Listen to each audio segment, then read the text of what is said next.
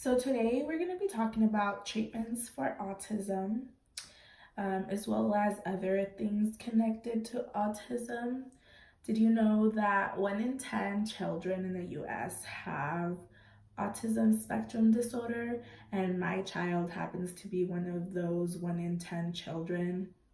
He also happens to be a boy, which is said that it's more common in boys than in girls to have autism, which I kind of do believe that because my nephew has autism as well as my best friend's son has autism.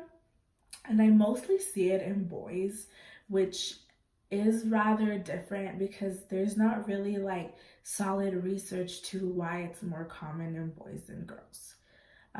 We're also going to be talking about what is autism, early signs and symptoms for autism, and treatments you can use for autism as well.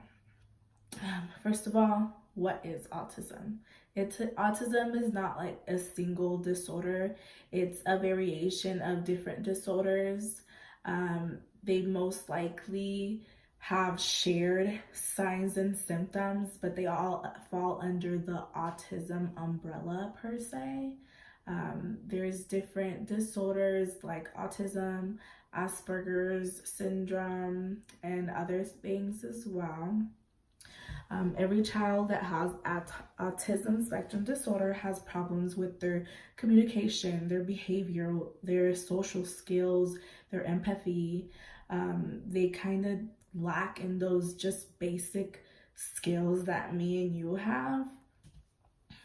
Per se, most likely in their social skills or communication, they have a lot of developmental delays, which that's what they call it early on in your infancy and childhood. And that's where it most likely is trapped, is in your infancy and childhood. That's when you can see. They can't really say you have autism before you have 24 months of age. It's not really diagnosed. It's most likely called developmental delay a children has. After 24 months, then they'll start diagnosing exactly what it is. So the early signs and symptoms that you should see in a child to see if they have autism is, one of them is they don't make eye contact with you when you're talking to them. They don't smile when you're smiling at them. They don't respond to their name. They don't follow visually to objects, as well as they have poor communication skills. They have behavioral issues. They like to be all by themselves. Noise really bothers them. That's a really big one, especially for my son. Noise really bothers my son. So he has to wear earphones everywhere, and that's just his own little world. Especially trains, vacuum cleaners, that type of thing really, really bothers him.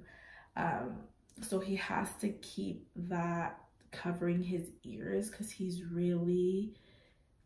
just goes crazy when there's a lot of loud noises. Also, they like to just stay to themselves. So they'll just play with themselves. They'll do their own thing. They don't play with toys how they're supposed to be. Per se, they have an airplane. They'll think it's a car or a stick or something like that. That's pretty good examples. The more the child gets older, the more diverse the symptoms are, so you really have to catch them in an early age. So now that we talked about some signs and symptoms, let's talk about treatments for autism. There's a lot of treatments for autism. There's a lot of therapies for autism. Therapies, there's physical therapy, occupational therapy, speech therapy, and one of them is music therapy, which I think is really, really cool, because you know how children are mostly they don't like noise or music or anything like that when they have autism. So I think music therapy helps him with that as well, helps them with that. There's also, this is not really a treatment, but more as trying to treat the main symptoms that autism has. Say medication. They can treat, say if my son has ADHD as well as autism and disruptive disorder.